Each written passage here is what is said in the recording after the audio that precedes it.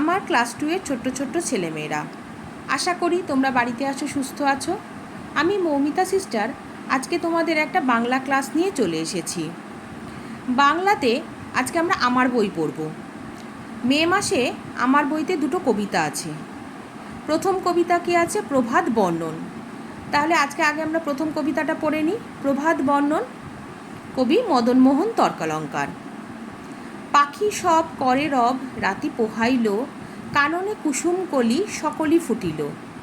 রাখাল গরুর পাল লয়ে যায় মাঠে, শিশুগণ দেয় মন নিজ নিজ পাঠে।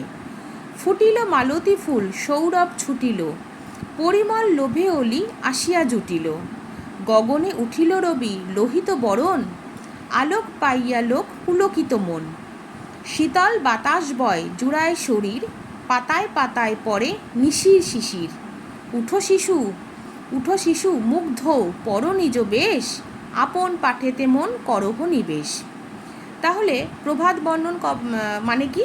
প্রভাত মানে ভোরবেলা, সকালবেলা। তা সকালবেলায় কবি এখানটায় সকালের একটা বর্ণনা দিয়েছেন, যে সকালবেলায় মানে রাত শেষ হয়ে যখন সকাল হয় তখন আমাদের এই পৃথিবীতে কী কী পরিবর্তন হয়।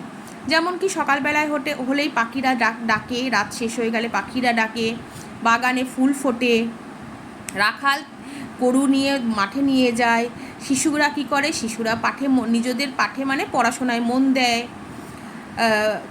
ভ্রমর বা মৌমাছি কী হয়? ফুলের ওপর গিয়ে বসে। সকালবেলায় সূর্য ওঠে, সূর্যের রং কী হয়? লোহিত বরণ। লোহিত মানে কি? লাল রঙকে বলেছে। সেই সূর্যের আলোপে কি মানুষের মন পুলকিত হয়ে যায়। পুলকিত মানে কি? আনন্দে ভরে যায়। শীতল বাতাস বয়, তার জন্য মানুষের শরীর জুড়িয়ে যায়। রাতের বেলায় যে শিশির পড়ে সেটা আমরা কোথায় দেখতে পাই? পাতায় পড়ে আছে। আর শিশুদের কি বলছেন? যে শিশুরা উঠে পড়ো, মুগ্ধ, আর নিজেদের পড়াশোনায় মনোনিবেশ করো। তাহলে এই কবিতাটায় কবি মদনমোহন তর্কালঙ্কার ভোরবেলার একটা বর্ণনা দিয়েছেন।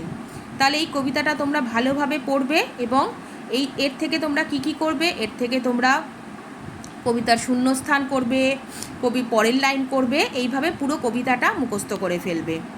এরপরে দেখো আমরা দ্বিতীয় কবিতাটা পড়ি। দ্বিতীয় কবিতা কি আছে? অন্যখানে, সুখলতা রাও।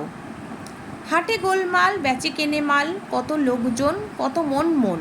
চাল ডাল নুন ঢেঁড়স বেগুন, তরকারি শিম মাছ আলু ডিম। ধামা ভরা আম পেঁপে কলা জাম, হাড়িয়ারি খাসা গুড়ের বাতাসা। ওই কার ছেলে স্কুল ফেলে, পড়ার বেলায় পায়রা ওড়ায়। এখানে সুখলতারাও কি করেছেন? এখানে উনি একটা হাটের বর্ণনা দিয়েছেন।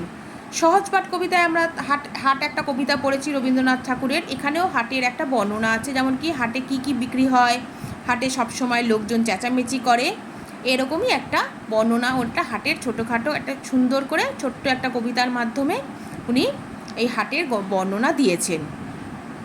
এরপর দেখো কিছু অর্থও আছে। গোলমাল মানে হইচই, খাসা মানে চমৎকার, বেচে মানে বিক্রি করে, মন মানে হচ্ছে ওজনের পরিমাপক, আর ধামা হচ্ছে বেতের তৈরি বড় পাত্র। এবার কি? তাহলে এই মে মাসে যে দুটো কবিতা আছে সেই কবিতা দুটো আমরা পড়ে ফেললাম।